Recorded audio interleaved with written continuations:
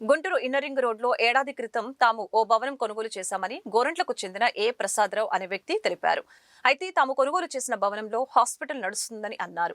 Hospital నిర్వాహకులు ప్రతి నెల అద్దె చెల్లిస్తామని ఒప్పందం కూడా చేసుకున్నారని గుర్తు చేశారు. అయితే అద్దె రూపంలో ఇచ్చిన చెక్కులు చెల్లలేదని అన్నారు. ఇదిలా ఉంటే అద్దె సొమ్ము చెల్లించకుండా ఆసుపత్రిలో ఉన్న సామాగ్రిని ఆదివారం తరలించే ప్రయత్నం చేశారని అన్నారు. అద్దె ఇవ్వమని అడిగిన తమపైనే దాడి చేశారని ఆయన వెల్లడించారు. అధికారులు స్పందించి దాడి చేసిన వారిపై చట్టపరమైన చర్యలు తీసుకొని తనకు న్యాయం చేయాలని విజ్ఞప్తి చేశారు.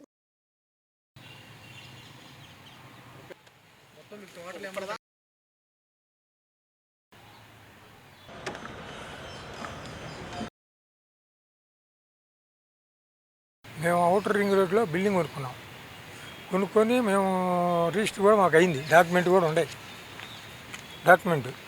అయితే ఏం చేసామంటే మాకు అమ్మిన ఆయన హాస్పిటల్కి రెంట్కి ఇచ్చారు.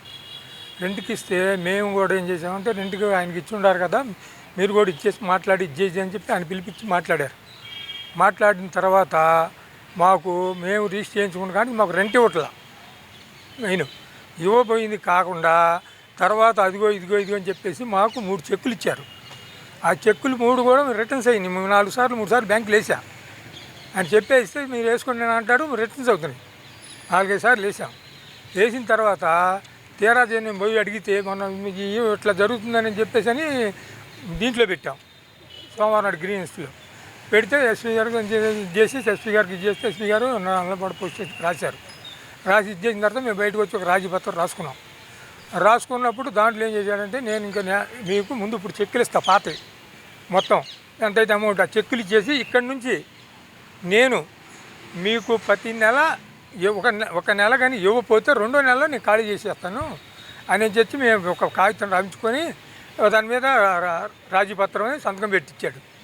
ఇప్పుడు మళ్ళీ నేను పోతే నువ్వు ఎవడు అసలు రావడానికి నీకేం సంబంధం రా, నువ్వు వచ్చి సంపద ఎంగుతాను నేను అది ఇదని నన్ను బెదిరించి భయగుందని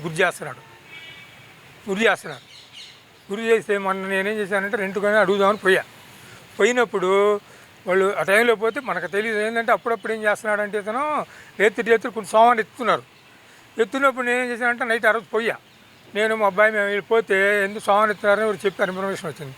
ఏందని చెప్పి సామాన్ తీసుకోవాలి, ఏం బాబు నాకు అద్దెలు ఇవ్వట్లేదు, నువ్వు ఇంతవరకు అద్దె ఇవ్వలేదు, నేను కొనుక్కున్న కానీ నాకు అద్దె ఇవ్వకుండా నువ్వు సామాన్ తీసుకొని పోవడం ఏమన్నా కరెక్టా నీకు అది అంటే, అప్పుడు ఏంట్రా నువ్వు మాట్లాడేది, నువ్వేం చేస్తారు, నువ్వు ఓనర్వా, నువ్వు కొడతాను అక్కడ చంపేస్తాను నాకు కొడుకు అది ఇది అని మీద బాగా ఇదేయాడు. ఇదైతే ఏంది నువ్వు అట్లా మాట్లాడుతుందా, మేము కొనుక్కునే వాళ్ళం కదా, మాకు బాగా ఉంటుంది కదా తక్కువ, నేను రాకపోతే ఎవరు వస్తారు, ఎడకరా నువ్వు వచ్చేదని చెప్పి నెట్టి పక్కన 4-5 గెలిచారు. ఆ సామాన్ తీసుకునే వాళ్ళు కూడా మొత్తం సామాన్ కింద పడేసేసి ఇచ్చేసి నా మీద ఎగబడి తంతం కింద పడేసి కొడతాం ఇవన్నీ ఒక మా అబ్బాయిని మొత్తాన్ని కొట్టేశారు. ఎమ్మడబడి మమ్మల్ని కొట్టారు.